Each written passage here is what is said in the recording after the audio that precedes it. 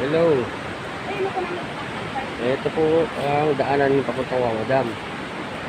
Ito po ay pinagkitaan din ng Hapon noong World War II. Ayan po ang isa sa kanilang mga naging lungga tawagin. Ayan po, medyo nakakatakot. Pero nakalipas na ho. Yan. Isa po sa mga tunnel na ginawa ng Hapon yan. Yan. Makita nyo guys. Marami po rito na pwede mapuntahan ng mga kabataan ngayon. Kaso sa mga panahon mahirap pang pupunta ho dito. Yan guys. Ano